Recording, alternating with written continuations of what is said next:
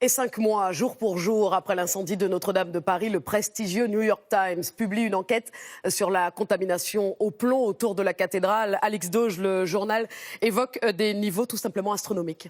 Oui, une enquête très détaillée qui s'appuie notamment sur des rapports de police, mais aussi des documents confidentiels, notamment des données qui n'auraient pas été révélées par le ministère de la Culture. On apprend, par exemple, vous allez le voir dans les infographies publiées par le New York Times, eh bien, que sur le parvis de Notre-Dame, les niveaux de plomb étaient exceptionnellement élevés, 1300 fois supérieurs aux normes de sécurité. Autre constat, eh bien, des dizaines d'autres espaces publics sont contaminés, parfois.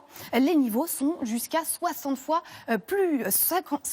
supérieurs aux normes. Mais cette enquête, eh bien, elle remet surtout en cause la réaction des pouvoirs publics. Le New York Times parle carrément d'un échec et à plusieurs reprises, eh bien, la lenteur des autorités est pointée du doigt, mais aussi leur silence. Regardez ce paragraphe. On apprend par exemple qu'un rapport indique que les autorités françaises étaient au courant de la menace de contamination par le plomb quelques jours après l'incendie, mais qu'elles sont restées silencieuses.